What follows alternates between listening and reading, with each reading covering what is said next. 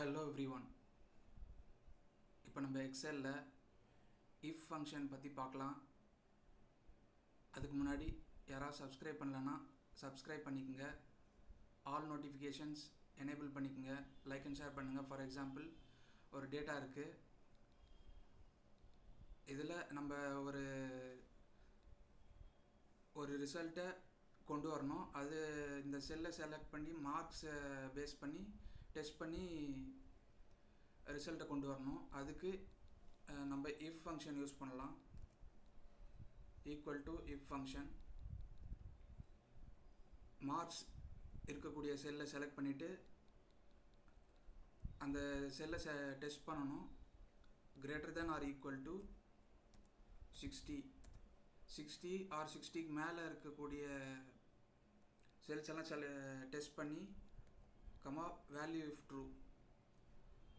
ட்ரூவாக இருந்ததுன்னா என்ன ரிசல்ட் வரணும். இந்த பாஸ்ன்னு இருக்கக்கூடிய செல்லை செலக்ட் பண்ணிவிட்டு வேல்யூ இஃப் ஃபால்ஸ்.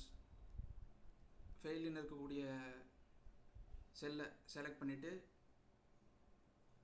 இப்போ கண்ட்ரோல் என்டர் கொடுத்துடலாம். இதை டபுள் கிளிக் பண்ணி ஃபில் பண்ணிக்கலாம். இப்போது இந்த இடத்துலலாம் 0 வர்றதுக்கான காரணம்,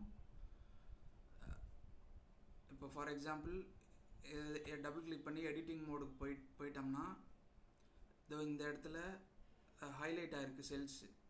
இந்த செல்லுலலாம் எம்டியாக இருக்குது, பாஸ் ஆர் ஃபெயில் இல்லை. அதே மாதிரி ஃபார் எக்ஸாம்பிள் இன்னொரு செல், இதில் பாஸ் ஆர் ஃபெயில் எந்த ரிசல்ட்டும் இல்லை, பிளாங்காக இருக்குது. அதனால் 0 வந்திருக்கு. இப்போ இதெல்லாம் எரேஸ் பண்ணிக்கலாம்.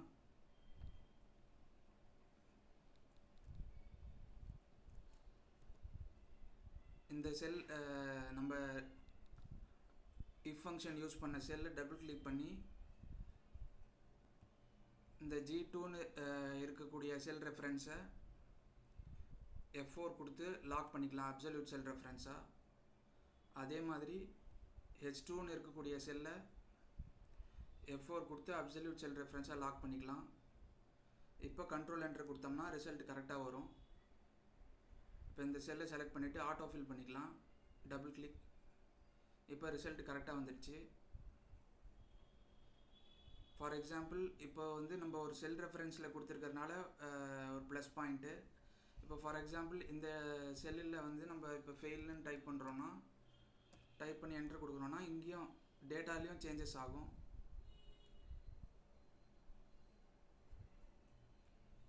ஃபார் எக்ஸாம்பிள் இங்கே பாஸ் கொடுக்குறோம்.